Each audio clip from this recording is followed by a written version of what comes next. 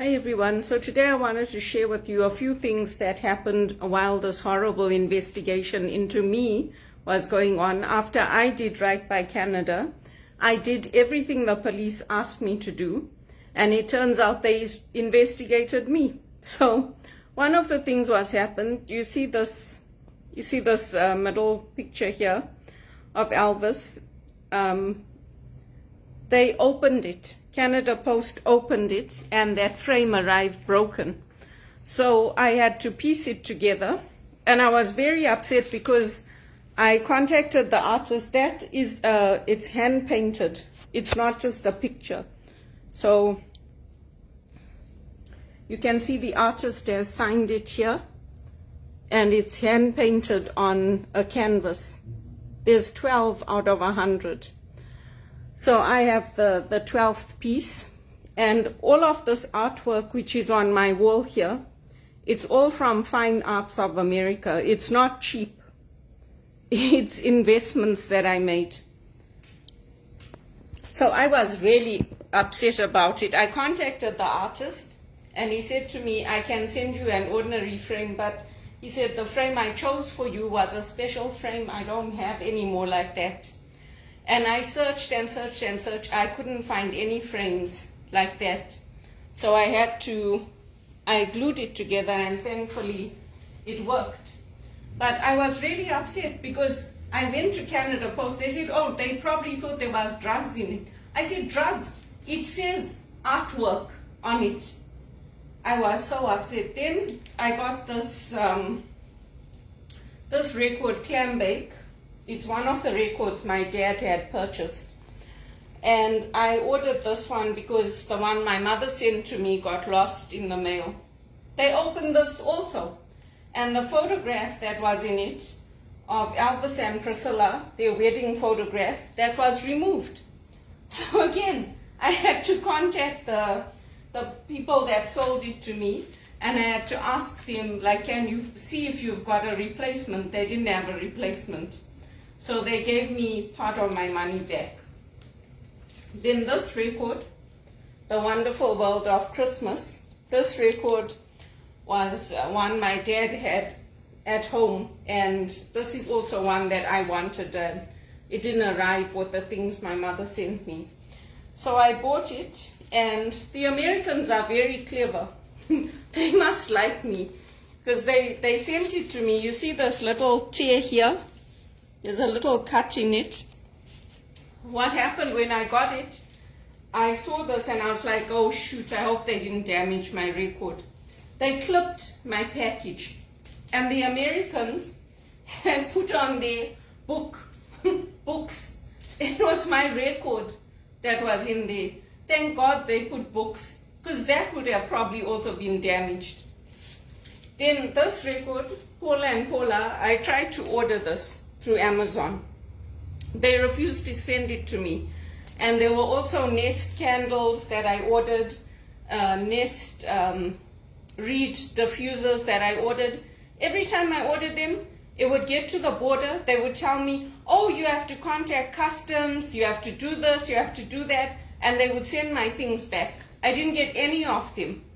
So then this, my brother sent to me, I ordered this through Amazon UK, and he very kindly sent it to me. But I mean, it's ridiculous. You do right by this country, and you'll end up losing everything. I've lost my ears. Well, I mean, I haven't lost them completely, but I have tinnitus now from working in the call center. I have anxiety from that stupid investigation and everything. People constantly hounding me, trying to find out where I am, where I'm going. I can't even go to a movie without being tracked. I mean, what, am I in high school? Even my mother didn't do that to me when I lived in Bulawayo and when I lived in South Africa and England. I was so upset.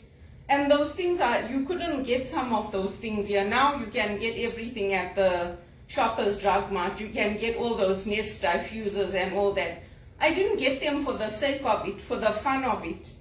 Elvis's music helps me. It actually helps me. And I didn't choose it. It just started. The records, the videos just started changing on my YouTube. They just started coming up. And no matter what I put on, Elvis came on. So I noticed after a while it was mainly his gospel music, and then after that it was the rock and roll music. It started with words. I started getting better. I didn't have as much fear anymore. I didn't have as much anxiety anymore. And those reed diffusers and all that, I didn't get them for the sake of it. Those scents actually affect your body. The lavender, the bergamot. Bergamot is very good for underlying anger. And I learned about this when I trained to become an aromatherapist for aromatherapy, mixing and massage. So I'm not just saying it. Music has actually been used as a therapy. So all this old music that I grew up with, it actually helps me. And I sing it. I sing along with it. Unfortunately for me, and I'm the only one that seems to be targeted, every time I record myself singing with the artist, Facebook takes it down or YouTube takes it down. There are millions of other people doing the same thing that I'm doing, but they are not getting targeted. So it's just ridiculous. To be honest with you, I'm sick of it. I want to go back to England. I really do not want to stay here anymore because of everything that's happened to me.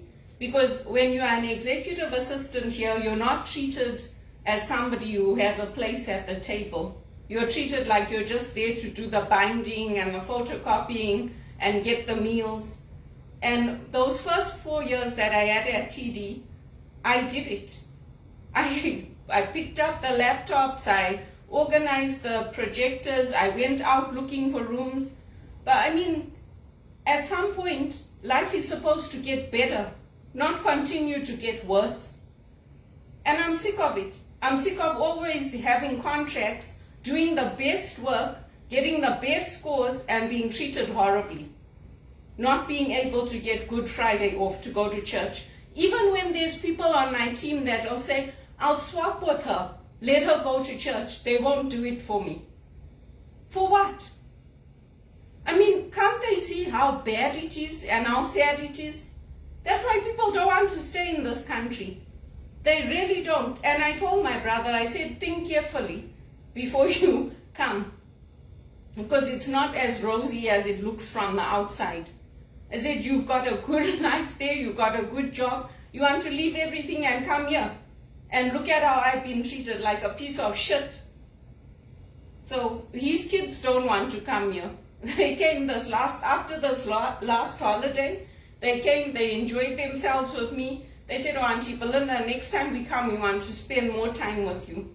So I was happy about that. When they went home, because they kept telling me we want to come to Canada, I said, okay, good, come. If you want to come, come.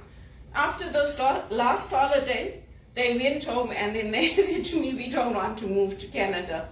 I said, why, what happened? They said, no, we had a little problem at the airport. I said, what happened? They didn't want to tell me. So they made up their own minds. They do not want to come to this country, and I don't blame them.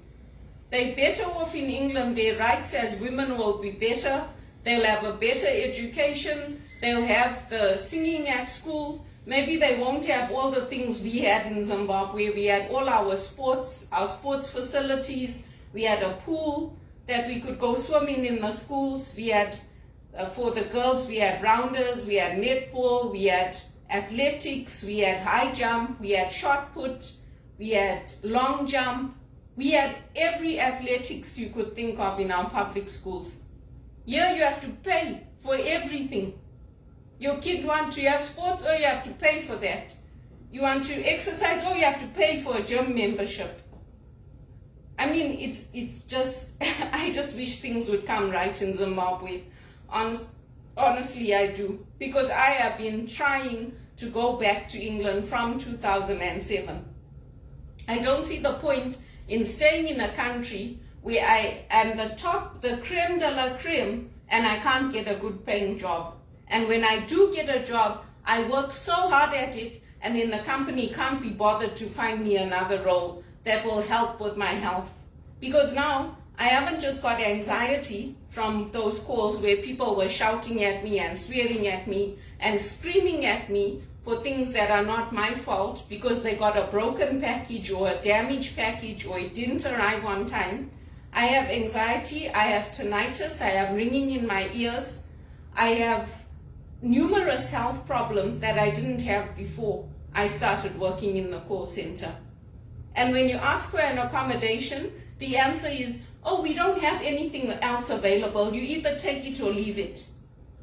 So this time I said no, because my health is so bad that I can't afford to do it, because I'll end up being crippled if I take another job where I have to work overnight.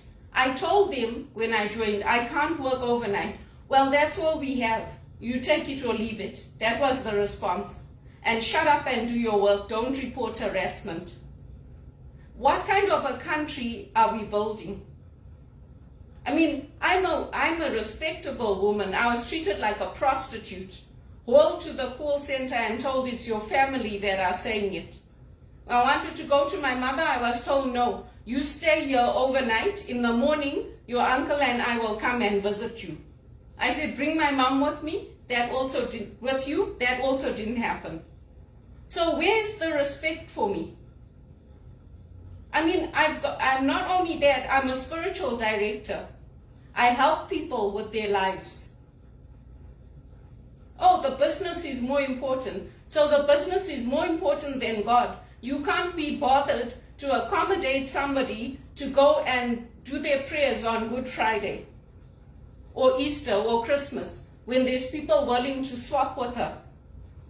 I mean, what kind of a company are you actually building? It's disgusting. And it wasn't only me that was upset about it. All the Muslim ladies that were there were upset about it. And the Spanish ladies and the Hindu ladies, all the women were upset about it. They're like, for one day, they can't accommodate you to go to church on Good Friday. They can't accommodate you to have Christmas off so that you can go to church and stay at home and rest. I mean, what kind of rubbish is this? We know there's a business, and yes, we're grateful for our jobs, but I mean, that's how you treat people? Really? Every day I pray. Every day I pray and say, please God, take me back to England. I've had enough. Or take me to America or somewhere where I'll be treated with respect and I'll be paid a decent wage, a decent salary. I'll have at least 4 weeks off. I'm not 12 years old anymore. I haven't just arrived in Canada yesterday. I've been mentoring people who are sitting in director level roles. I've been mentoring people who have gotten executive assistant roles, and yet I'm not being considered for those same opportunities. It's not fair, and it's not right. What more is a person expected to do? What more is a woman expected to do? Oh, well, they've got families. Well, shit, I've got a family too. Maybe I don't have a husband and children, but I've also got a family. Do you think I don't have a family? I'm sick of it. And I'm glad that CFO is suing RBC. I hope she wins. And I hope she gets millions, because that's exactly how the banks treat you. And they don't stop. They didn't stop. Even after I went to the police station and the police ordered them to stop, they didn't stop. They still put calls through. On my calls, I heard them. And it's absolutely fucking ridiculous. And I told them God would punish them. Did they listen? No. The bank closed, they still didn't listen. So what more do they want to happen to them before they actually give a shit?